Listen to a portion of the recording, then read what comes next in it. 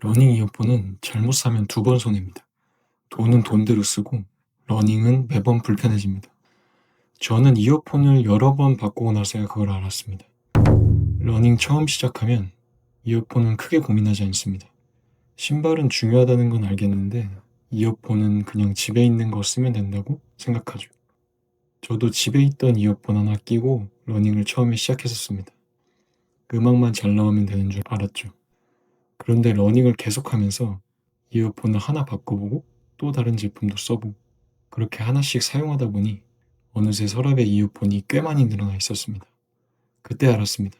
러닝에서는 이어폰도 생각보다 차이가 크다는 걸. 이어폰은 신발처럼 기록을 줄여주는 장비는 물론 아닙니다.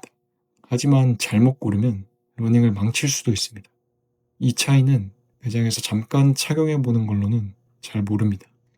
며칠, 몇 주 직접 뛰어봐야 비로소 느껴집니다.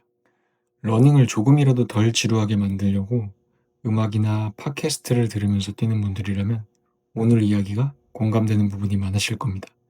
지금부터 제가 러닝 이어폰을 고를 때 가장 중요하게 보는 기준을 말씀드리겠습니다. 첫 번째는 착용 안정감입니다. 이어폰이 러닝 중에 조금이라도 움직이기 시작하면 그때부터 계속 신경 쓰입니다. 뛰다가 한 번 고쳐 끼고 조금 지나면 또 만지고 땀이 나면 다시 이어폰의 위치를 맞추게 됩니다. 한 번은 별거 아닌데 이게 5km, 10km 이상 뛰게 되면 이 차이가 확실히 느껴집니다. 러닝에 집중하는 게 아니라 이어폰을 관리하면서 뛰는 느낌이 들더라고요. 그래서 러닝 이어폰을 고를 때 저는 음질보다 먼저 뛰는 동안 이어폰이 얼마나 안정적으로 고정되는지를 가장 중요하게 봅니다. 두 번째는 주변 소리를 얼마나 자연스럽게 들을 수 있는지입니다. 이 부분은 러닝을 할수록 중요하게 느껴졌습니다. 특히 여름에는 낮보다 저녁이나 밤에 뛰는 날이 많잖아요. 저도 처음에는 앞만 잘 보고 뛰면 되는 줄 알았습니다. 그런데 실제로는 위험한 상황들을 눈보다 귀가 먼저 알려주는 경우가 훨씬 많았습니다. 뒤에서 벨소리가 들려서 고개를 돌렸는데 이미 자전거가 바로 옆을 지나가고 있었던 적도 있었고 조용한 전동 킥보드가 뒤에서 갑자기 다가와 놀란 적도 있었습니다. 그 뒤부터는 음악이 얼마나 잘 들리는지보다 주변 상황을 얼마나 놓치지 않는지를 더 중요하게 보게 됐습니다. 러닝은 기록도 중요하지만 무엇보다 다치지 않고 오래 뛰는 게 더 중요하니까요. 그래서 저는 이어폰을 고를 때 주변 소리를 얼마나 자연스럽게 들을 수 있는지도 꼭 확인합니다.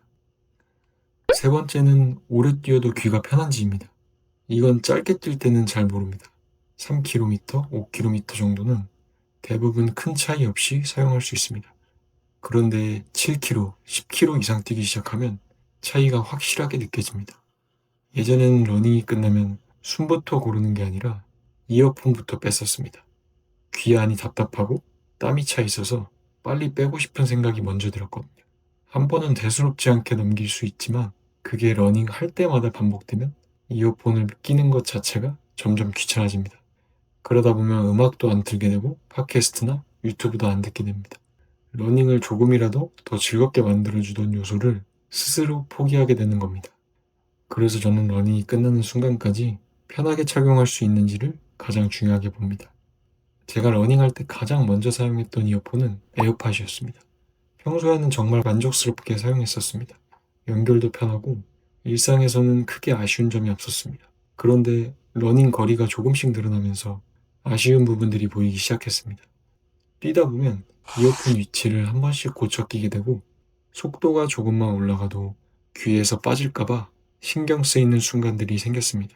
가볍게 뛰는 정도라면 충분히 괜찮은 선택지였지만 러닝용으로 계속 사용하기에는 조금 아쉬웠습니다. 제가 그 다음으로 러닝할 때 사용했던 건 에어팟 프로였습니다. 에어팟 프로는 에어팟보다 귀에 훨씬 단단하게 고정됐습니다. 노이즈 캔슬링은 지금도 정말 좋은 기능이라고 생각합니다. 그런데 러닝에서는 조금 다른 느낌이 들었습니다. 오래 뛰다 보면 귀 안이 점점 답답해졌고 여름에는 땀 때문에 귀 안에 습기가 차는 느낌도 들었습니다.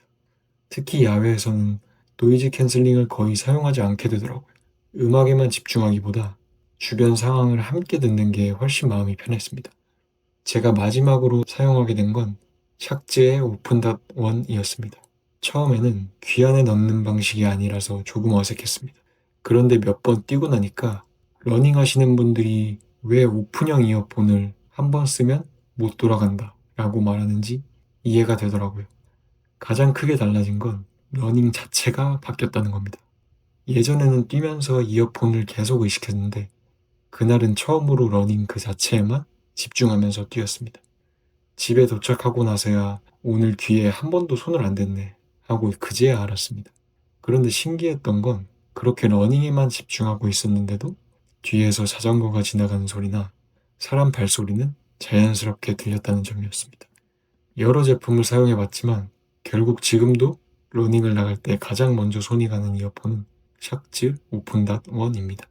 귀 안에 넣는 방식이 아니라 귀를 가볍게 집어주는 클립형 구조라 오래 뛰어도 귀를 압박하는 느낌이 적었습니다. 또 귀를 막지 않는 에어 컨덕션 방식이라 음악을 들으면서도 주변 소리를 함께 들을 수 있었습니다. 오픈형 이어폰은 저음이 약하다는 이야기를 많이 하잖아요. 저도 그 부분이 처음에는 가장 궁금했었습니다. 그런데 실제로 러닝하면서 들어보니까 운동할 때 듣기에는 부족하다는 느낌이 거의 없었습니다. 알고 보니 베이스피어라는 저음 보강 기술이 적용된 제품이었습니다. 또 에어팟과는 달리 좌우를 구분하지 않고 아무 쪽이나 착용해도 자동으로 인식되는 점도 러닝 나갈 때마다 생각보다 편했습니다.